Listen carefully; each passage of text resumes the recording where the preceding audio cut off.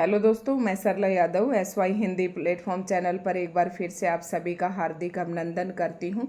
और हम पढ़ रहे हैं EMRS के सिलेबस के अकॉर्डिंग हिंदी साहित्य। और दूसरा जो है, यही वीडियो महत्वपूर्ण रहने वाली हैं। TGT PGT एस्टेट जो कि अभी नवंबर 2025 में निकलने वाले हैं फॉर्म, यानी कि दिसंबर जनवरी तक इसका एग्ज़ाम हो जाता है। तो हिंदी साहित्य हम पढ़ा रहे हैं शुरू से, और आज हमारी ये क्लास नंबर जो है 3 रहने वाली है। तो दोस्तों, जो आज से नया स्टूडेंट जुड़ता है जो हिंदी साहित्य पढ़ना चाहता है, वो पहली 2 वीडियो ज़रूर देख लें। जैसे कि आप बार बार कमेंट करके पूछते हैं कि मैम आपने ये कौन सी बुक से पढ़ाया है, तो फर्स्ट जो वीडियो होती है जिस टॉपिक की, उसकी मैं सारी बातें उसमें बताती हूँ कि ये कौन सी बुक से मैं पढ़ा रही हूँ। तो ये जो बुक है जिससे मैंने फर्स्ट क्लास और सेकंड क्लास ली है, वो मैं सरस्वती पांडे और गोविंद पांडे वाली पुस्तक से पढ़ा रही हूँ। दोनों ही राइटर के नाम से ये पुस्तक है, येलो येलो कलर की है थोड़ी सी। तो इसमें हमने सबसे पहले आपको दिखा देती हूँ कि कहाँ से हमने शुरुआत की थी। तो ये पद्य खंड से हमने शुरुआत की थी, और पद्य के अंदर ही आधुनिक काल हम पढ़ रही हैं, नहीं सॉरी, आदिकाल। और आदिकाल में जो रचनाएं लिखी जाती थी वो पद्य में लिखी जाती थी। फिर पहले वीडियो में मैंने डाला हिंदी साहित्य इतिहास लेखन की परंपरा, और इसमें सबसे पहले गारसाद तासी ने लिखा, फिर दूसरा शिव सिंह सेंगर ने लिखा, और तीसरा ग्रियर्सन ने, फिर मिश्र बंधुओं ने, रामचंद्र शुक्ल जी ने, राम कुमार वर्मा जी ने, और फिर लास्ट में हमने नागरी प्रचारणी सभा का। इस तरीके से हमने सभी का, मैंने इससे पहले जो 2 वीडियो डाली हैं उसमें यहाँ तक मैंने डाल दिया है। तो हम हिंदी साहित्य का इतिहास पढ़ रहे थे कि किस किस ने लिखा। अब इसमें कुछ महत्वपूर्ण थे, उस पर तो मैंने 2 वीडियो डाल दी हैं, लेकिन अनेकानेक विद्वानों ने अलग अलग खंडों का संपादन कार्य किया। ये तो उसी के थे, सॉरी, जो हिंदी साहित्य का वृत्त इतिहास था। तो ये जो है हिंदी साहित्य इतिहास संबंधी प्रमुख ग्रंथ तथा रचनाकार। तो अब हम देख लेते हैं कि जो प्रमुख 7-8 मैंने करवाए, जैसे गारसाद तासी, शिव सिंह सेंगर, ग्रियर्सन, मिश्र बंधु, आचार्य रामचंद्र शुक्ल जी, और इनके अलावा और कौन कौन से विद्वान थे जिन्होंने हिंदी साहित्य का इतिहास लिखा। तो आप देख लेते हैं। और यहाँ से 1 नंबर का प्रश्न जरूर पूछा जाता है, क्योंकि ये रचनाएं अधिकतर जो है आलोचनात्मक जो रचनाएं पूछी जाती हैं वहाँ से भी कवर करती हैं ये। तो सबसे पहला है, अब मेरे पास एक कमेंट आया था कि मैम जिस भी काल की जो भी रचनाएं हैं आप उन्हें ज़रूर करवाएं। तो आप, अभी मैंने हिंदी साहित्य का इतिहास पढ़ा, तो इसमें जिन जिन कवियों ने, जिन जिन सॉरी लेखकों ने जो जो हिंदी साहित्य इतिहास की पुस्तक लिखी, वो हम यहाँ पर देखेंगे। तो नंबर 1 पर है, इनमें थोड़ा थोड़ा अंतर है, सभी ने हिंदी साहित्य का इतिहास लिखा है, तो इन्होंने अपनी पुस्तक का नाम जो है ना थोड़े से हेर फेर के साथ दिया है। जैसे कि हिंदी साहित्य का ये दे दिया वैज्ञानिक इतिहास, ये हिंदी साहित्य का अतीत दे दिया, तो हिंदी साहित्य की संवेदना और विकास दे दिया, लेकिन ये हैं सारी हिंदी साहित्य की ही पुस्तक। तो इसमें सबसे पहले जो है, ये आप अपने नोट्स बना लें, अपना एक रजिस्टर पेन कॉपी लेकर बैठें, साथ साथ इन्हें नोट डाउन करते जाएं। और आज की जो वीडियो है ना, इसे आपको याद भी करनी पड़ेगी। इसमें समझने का कम है और याद करने का ज़्यादा है। तो सबसे पहला है हिंदी काव्य धारा। हिंदी काव्य धारा, ये जो पुस्तक है 1944 में प्रकाशित हुई, और ये किसकी है, किसने लिखी है? पंडित राहुल सांकृत्यायन ने। तो याद रखना है कि पंडित राहुल सांकृत्यायन ने जो हिंदी साहित्य का इतिहास लिखा, वो किस नाम से लिखा? हिंदी काव्य धारा के नाम से। इसी श्रृंखला में जो दूसरी पुस्तक लिखी वो है हिंदी साहित्य का इतिहास। अब हिंदी साहित्य का इतिहास एक 1929 में आचार्य रामचंद्र शुक्ल जी ने भी लिखा था, ये हम पहले भी पढ़ चुके हैं। और हिंदी साहित्य का इतिहास नाम से ही एक और पुस्तक लिखी जो कि 1973 में प्रकाशित हुई, और ये पुस्तक लिखी डॉक्टर नगेंद्र ने। तो आपको ऑप्शन में इन दोनों में से कोई एक ही देंगे, तो आपको कंफ्यूज होने की कोई ज़रूरत नहीं है।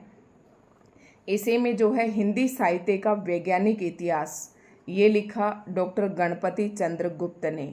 ये 2 भागों में, प्रथम व द्वितीय खंड 1965 में ये प्रकाशित हुए। यानी कि हिंदी साहित्य का जो वैज्ञानिक इतिहास डॉक्टर गणपति चंद्र गुप्त ने लिखा, वो 2 भागों में प्रकाशित हुआ। इसका प्रकाशन वर्ष 1965 माना जाता है। तो याद रखेंगे, हिंदी साहित्य का इतिहास श्री रामचंद्र शुक्ल जी ने 1929 में, और डॉक्टर नगेंद्र ने 1973 में ये पुस्तक लिखी। डॉक्टर गणपति चंद्र गुप्त जी ने अपने हिंदी साहित्य इतिहास की पुस्तक को क्या नाम दिया? कि वैज्ञानिक इतिहास दिया। हिंदी साहित्य का वैज्ञानिक इतिहास। दो चार बार आप जब बोलेंगे, पढ़ेंगे और लिखेंगे तो ये आपको याद हो जाएंगे, और ये आपको याद करने ही पड़ेंगे। हिंदी साहित्य का अतीत, ये भी 2 भागों में प्रकाशित हुआ, और ये पुस्तक है doctor Vishwanath Prasad Mishra. Most important, जब आप प्रीवियस ईयर के क्वेश्चन पेपर उठाकर देखेंगे तो ये रचना जो है बहुत ज़्यादा पूछी जाती है। तो हिंदी साहित्य का अतीत के बारे में इन्होंने लिखा विश्वनाथ प्रसाद। देखो, इसकी एक मैंने ट्रिक बना रखी थी कि अगर आपको विश्व के दर्शन करने हैं तो आपको अतीत में भी झांकना पड़ेगा। इस तरीके से मैंने ट्रिक बना रखे थे और कभी भी मेरी ये रचना गलत नहीं हुई। तो आप भी इस तरीके से इस ट्रिक को अपना लें। अगली रचना है हिंदी साहित्य और संवेदना का विकास। ये रचना भी काफ़ी इम्पोर्टेंट है। आचार्य ये रामस्वरूप चतुर्वेदी जी की है, जो कि 1986 में प्रकाशित हुई। अब आपको क्या है, हर एक रचना का सन आपको याद नहीं होगा, लेकिन जब आप अपने नोट्स बनाएं तो उसमें सन के अकॉर्डिंग ही ये रचनाएं लिखें।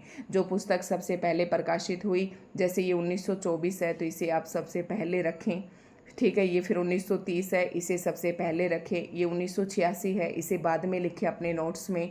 तो हो सकता है ये इनमें से कोई 4 रचनाएं देकर और आपको क्रम से व्यवस्थित करने के लिए भी पूछ ले, तो फिर आपको एक एक के सन रटने की जरूरत नहीं होगी। तो अगला देखते हैं हिंदी साहित्य और संवेदना का विकास। तो राम स्वरूप चतुर्वेदी, इसमें मैंने क्या ट्रिक बना रखे थे कि जो राम थे ना, वो बहुत ही संवेदनशील किस्म के इंसान थे। इस तरीके से याद रखना। और विश्व को अगर जानना है, अतीत के बारे में जानना है, तो विश्व के हमें दर्शन करने पड़ेंगे। इस तरीके से दोनों ट्रिक से आपको ये दोनों रचनाएं हमेशा याद रहेंगी। ये भी काफ़ी इम्पोर्टेंट है। हिंदी साहित्य का इतिहास दर्शन, ये पुस्तक किसने लिखी? नलिन विमोचन शर्मा। इतिहास के दर्शन, अगर इसको आप कैसे याद करें कि अगर आपको इतिहास के दर्शन करने हैं तो नलिन विमोचन के पास हमें जाना पड़ेगा, ठीक है। नलिन विमोचन के पास। संवेदना किसकी थी? राम स्वरूप की। अतीत का, अगर साहित्य का अतीत देखना है तो विश्व में आपको जाना पड़ेगा। इस तरीके से जो मैंने ट्रिक बताई हैं इन्हें आप याद रखें, और इसी ट्रिक से मैंने भी इन्हें याद किया था। हिंदी भाषा का विकास, अब ये किसने लिखी है पुस्तक? डॉक्टर श्याम सुंदर दास ने। काफ़ी इम्पोर्टेंट है। जब आप आलोचनात्मक कृतियाँ पढ़ेंगे तो उसमें श्याम सुंदर दास जी का नाम आएगा, और ये दोनों ही रचनाएं आपको वहाँ पर देखने को मिलेंगी। याद कैसे करेंगे? श्याम सुंदर दास जी की 2 रचनाएं हैं जो कि हिंदी साहित्य का इतिहास पुस्तक है, और ये दोनों ही पुस्तक किस नाम से है? एक तो हिंदी भाषा याद कैसे रखेंगे? जैसे कि भाषा वाली है ना, वो श्याम सुंदर दास जी की हैं, ठीक है। इतिहास के दर्शन करने हैं तो डॉक्टर नलिन विमोचन शर्मा को पढ़ेंगे। ऐसे आप याद रखें। हिंदी भाषा का विकास कैसे हुआ, इस पुस्तक का संपादन जो है, ये जो लेखक है वो डॉक्टर श्याम सुंदर दास जी हैं। हिंदी भाषा, और इसमें साहित्य भी ऐड कर दिया। इसमें क्या था? हिंदी भाषा का विकास। दूसरी पुस्तक में है हिंदी भाषा और इसमें साहित्य भी ऐड कर दिया। तो ये पुस्तक भी जो है डॉक्टर श्याम सुंदर दास जी की है। ये 1930 में प्रकाशित हुई थी। अगली जो ये दोनों इम्पोर्टेंट हैं, इन तीनों को, सॉरी दोनों नहीं, अभी तक जो मैंने करवाई है ये सारी इम्पोर्टेंट है। हिंदी कोविद रत्नमाला, तो अभी तक जो मैंने देखे हैं ये भी श्याम सुंदर दास जी के है। तो आप ऐसे याद करें कि श्याम सुंदर दास जी ने हिंदी साहित्य इतिहास की 3 पुस्तक लिखी। हिंदी भाषा का विकास, हिंदी भाषा और साहित्य, हिंदी कोविद रत्नमाला। ये तीनों पुस्तक जो हैं किसकी हैं? श्याम सुंदर दास जी की हैं। जो कोविद रत्नमाला है श्याम सुंदर दास जी की, ये 2 भागों में है, प्रकाशित हुई। प्रथम भाग 1909 में, द्वितीय भाग 1914 में। अब ये आपको सीक्वेंस के अकॉर्डिंग सबसे पहले लिखनी है, फिर ये श्याम सुंदर दास जी की, ठीक है। इस तरीके से बनाना है। और हिंदी कोविदमाला नेक्स्ट जो है नंबर 10 पर, राजस्थानी भाषा और साहित्य। तो मोतीलाल मेनेरिया, ये पुस्तक लिखी डॉक्टर मोतीलाल मेनेरिया ने। और ये नाम मैंने ऐसे कर रखा था कि जैसे कि मैं कहीं घूमने गई होंगी तो जयपुर वगैरह में मैंने मोतीलाल का नाम देखा था, तो मैंने ये रख लिया कि राजस्थानी जो साहित्य लिखा ना वो डॉक्टर मोतीलाल मेनेरिया। ये ऐसे कर ले कि डॉक्टर मोतीलाल मेनेरिया थे ना वो राजस्थान के थे। तो इस तरीके से ट्रिक बना ले। अब मोतीलाल मेनेरिया की 2 पुस्तक हैं और दोनों किस नाम से हैं, राजस्थानी भाषा और साहित्य, और दूसरी है राजस्थानी पिंगल साहित्य। आपको पता है डिंगल और पिंगल 2 भाषाएं थी, ठीक है, जो अपभ्रंश प्लस ब्रज भाषा अगर मिलाएंगे तो पिंगल बनेगी, अपभ्रंश प्लस राजस्थानी मिलाएंगे तो आपकी हो जाएगी डिंगल भाषा। तो राजस्थानी जिसमें शब्द आए दोनों समझ जाना किसकी हैं, ये हिंदी साहित्य के इतिहास की पुस्तक डॉक्टर मोतीलाल मेनेरिया की। आगे है हिंदी वीर काव्य। तो ये पुस्तक प्रकाशित हुई 1945 में और ये किसकी है, डॉक्टर टीकम सिंह तोमर। अब टीकम सिंह तोमर जो है ये नाम थोड़ा सा वीरता का सूचक लग रहा है, क्योंकि जब कोई वीर होता है तो ही उसको टीका लगता है। इस तरीके से याद रखें, हिंदी जो वीर काव्य है वो टीकम सिंह का है। मैं ऐसे ट्रिक से नहीं रटवाती कि ये फिर ट्रिक से रट ली। मैं हर एक रचना के जो ट्रिक है उसी के जो लेखक है उसके साथ अटैच करती हूँ, ताकि आपको एग्जाम में देखते ही आपके दिमाग में ऑप्शन स्ट्राइक करे। तो जो हिंदी वीर काव्य है ये किसने लिखा, डॉक्टर टीकम सिंह तोमर ने। अगला जो पुस्तक है हिंदी काव्य शास्त्र का इतिहास, ये भी बहुत इम्पोर्टेंट है, डॉक्टर भगीरथ मिश्र। तो डॉक्टर भगीरथ मिश्र का जो नाम है, हम भागीरथ की तब से है ना ये गंगा आई थी उस तरीके से, तो ये उस समय का है जब संस्कृत का बोलबाला था। और काव्य शास्त्र को हम किस में पढ़ते हैं, संस्कृत में पढ़ते हैं, संस्कृत प्रधान है थोड़ा सा।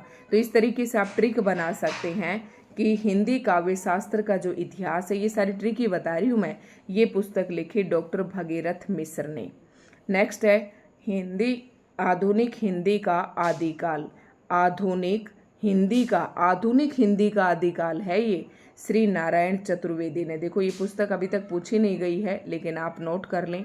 नेक्स्ट जो है वो काफ़ी इम्पोर्टेंट है और आलोचनात्मक कृतियों में इसे आपको देखने को मिलेगी, काफ़ी इम्पोर्टेंट, कई बार यूजीसी नेट में भी पीजीटी एस्टेट में भी प्रश्न पूछा जा चुका है। तो हिंदी साहित्य 20वीं शताब्दी, ये किसने लिखी, नंद दुलारे वाजपेयी जी ने। यानी कि 20वीं शताब्दी 20 नंद मिलकर लिखी। इस तरीके से याद रखें, हिंदी साहित्य 20वीं शताब्दी के क्या देखने हैं, हमें नंद देखने हैं। आजकल के जो बच्चे हैं ना नंद दुलारे, ऐसे याद रख लें, काफ़ी इंपॉर्टेंट है। इस पर जितने आप स्टार लगाएं उतने कम हैं। आगे है आधुनिक हिंदी साहित्य। अब आता है आधुनिक हिंदी साहित्य। अभी तक तो सारे साहित्य की बात हो रही थी, अब आदिकाल, भक्तिकाल, रीतिकाल और आधुनिक काल। तो आधुनिक हिंदी साहित्य किसने लिखा, ये लिखा डॉक्टर नंद दुलारे वाजपेयी जी ने। और ये कब प्रकाशित हुआ, 1950 में। और 1950 के आसपास आपका आधुनिक काल शुरू हो जाता है। तो आधुनिक हिंदी साहित्य नामक जो हिंदी साहित्य का इतिहास है वो नंद दुलारे वाजपेयी जी ने लिखा। नेक्स्ट रचना है हिंदी साहित्य का इतिहास। तो हिंदी साहित्य का इतिहास ये तीसरी पुस्तक आ रही है। एक तो डॉक्टर नगेंद्र ने लिखी, एक रामचंद्र शुक्ल जी ने लिखी और एक रमाशंकर शुक्ल रसाल ने लिखी। तो रमाशंकर रसाल ने 1931 में प्रकाशित की। ये तीनों याद रखनी है। अगली और मोस्ट इम्पोर्टेंट, हिंदी भाषा का उद्भव और विकास। तो इसका हम हवाला देते हैं, कई बार किसी बात को तर्क देना हो तो ये है उदय नारायण तिवारी ने लिखी। नेक्स्ट है हिंदी साहित्य विमर्श कौन करता है, पद्मलाल पुन्नालाल बख्शी। तो ये कम इम्पोर्टेंट है, वैसे आप इसका ध्यान रखें। अगली और काफ़ी इम्पोर्टेंट दोनों रचनाएं मोस्ट इम्पोर्टेंट, कविता कौमुदी बहुत बार पूछी जाती है। कविता कौमुदी जो है ये भी इतिहास की पुस्तक मानी जाती है, 1917 में प्रकाशित हुई और राम नरेश त्रिपाठी जी की है, काफ़ी इम्पोर्टेंट है। कई बार कविता कौमुदी, व्रत कौमुदी नहीं है ये, व्रत कौमुदी आप रीतिकाल के अंदर पढ़ेंगे, ये कविता कौमुदी है। कविता कौमुदी किसने लिखी, राम नरेश त्रिपाठी ने। अगला है भाषा काव्य संग्रह, ये है महेश दत्त शुक्ल जी का। तो ये भी इम्पोर्टेंट है। और कुछ एक रचनाएं और है, आज मैं इसी वीडियो में ये सारी करवा देती हूँ। हिंदी साहित्य का विवेचनात्मक इतिहास। ये पुस्तक किसने लिखी? सूर्यकांत शास्त्री जी ने। अब ये आधुनिक काल के आ गए हैं थोड़े थोड़े से, तो इन्हें भी याद करना जरूरी है, क्योंकि आजकल परीक्षाओं में जो नए नए कवि लेखक आ रहे हैं उनकी रचनाएं पूछी जाती हैं। तो हिंदी साहित्य का विवेचनात्मक इतिहास किसने लिखा? सूर्यकांत शास्त्री जी ने। नेक्स्ट है आधुनिक हिंदी साहित्य का इतिहास। ये लिखा कृष्ण शंकर शुक्ल ने। तो इसमें कोई ट्रिक नहीं बन रही है, आप अपनी ट्रिक बना सकते हैं। Modern Hindi literature, doctor Indranath Madan. ये किसने लिखी? डॉक्टर हिंदी लिटरेचर किसने लिखा? मॉडर्न हिंदी लिटरेचर, नाम भी इसने मॉडर्न दिया है। तो ये डॉक्टर इंद्रनाथ मदान ने, और इसकी रचनाएं भी पेपर में पूछी जाने लगी हैं। खड़ी बोली हिंदी साहित्य का इतिहास, ये लिखा ब्रजरतन दास जी ने। और ये थोड़ी सी कम ही इम्पोर्टेंट है, जो इम्पोर्टेंट थी वो सारी आगे आ चुकी हैं, लेकिन फिर भी हम देख लेते, छोड़ेंगे नहीं हम एक भी। आधुनिक हिंदी साहित्य, फिर लक्ष्मी सागर वासर ने, और ब्रज माधुरी सार, ये वियोगी हरि, ये कोई खास इंपॉर्टेंट नहीं है। दूसरा next important, most important, Hindi साहित्य का दूसरा इतिहास किसने लिखा? अभी तक ये नाम नहीं आया है, दूसरा ही इतिहास लिखा, ये लिखा डॉक्टर बच्चन सिंह ने। ठीक है, याद रखते हैं कि बचपन में बच्चों का दूसरा ही इतिहास होता है। इस तरीके से हिंदी साहित्य का आधा इतिहास, दो इम्पोर्टेंट है, दोनों रचनाएं काफ़ी इम्पोर्टेंट है। आधा इतिहास सुमन राजे ने लिखा। इसको आप कह सकते हैं कि ये स्त्री है कोई, और मान लेते हैं है या नहीं है, तो स्त्री हमेशा आधी बात बताती हैं, तो इसे इस तरीके से करें। हिंदी साहित्य का आधा इतिहास लिखा सुमन राजे ने, और दूसरा इतिहास लिखा डॉक्टर बच्चन ने। इस तरीके से आपको याद हो जाएंगे। हिंदी साहित्य का अब देखो, दूसरा इतिहास बच्चन ने, आधा इतिहास सुमन राजे ने, मौखिक इतिहास लिखा नीलाभ ने। ठीक है, नीलाभ ने। हिंदी साहित्य का ओझल नारी इतिहास, ये तो सबसे अलग है। नारी इतिहास किसने लिखा? निर्जा ने। नारी निर्जा मिलते जुलते हैं, इस तरीके से याद करें। तो दोस्तों ये कुछ हिंदी साहित्य की पुस्तक थी। अब अगला टॉपिक हमारा होगा हिंदी साहित्य का काल विभाजन, और इसे हम पढ़ेंगे अच्छे से डिटेल से। तो आज की वीडियो आपको कैसे लगी कमेंट करके ज़रूर बताएं। सभी रचनाओं के सन आपके साथ दिए गए हैं, बिल्कुल शुरू से जो मैं करवा रही हूँ। अगर आप कर रहे हैं तो EMRS वाले बच्चे ध्यान से सभी वीडियो को देखते जाएं। साथ ही TGT PGT एस्टेट वाले बच्चे, दोनों की प्लेलिस्ट एक जैसी होगी। हिंदी साहित्य सभी के लिए एक जैसा है। मैं बार बार कहती हूँ, एक बार हिंदी साहित्य को आप डीपली पढ़ लो तो हर एक परीक्षा के लिए आपको अलग से तैयारी नहीं करनी पड़ेगी। तो दोस्तों कमेंट करके ज़रूर बताएं कि चाहे आप थम्स अप ही भेजें कि आपको वीडियो कैसे लगी। अगर चैनल पर नए हैं तो प्लीज़ चैनल को सब्सक्राइब भी ज़रूर करें। देखो सब्सक्राइब अगर बढ़ते हैं और अगर वीडियो को आप लाइक करते हैं, शेयर करते हैं, तो मेरा भी मनोबल बढ़ता है। जैसे कि मैं व्यूज़ देखती हूँ तो मैं इससे ये अंदाज़ा लगाती हूँ कि तेरा पढ़ाया हुआ व्यर्थ नहीं जा रहा है। बच्चे जो है ना ज़रूर देख रहे हैं और मेरी वीडियो का इंतज़ार कर रहे होंगे, इसलिए मैं वीडियो ज़रूर डालती हूँ। तो धन्यवाद दोस्तों।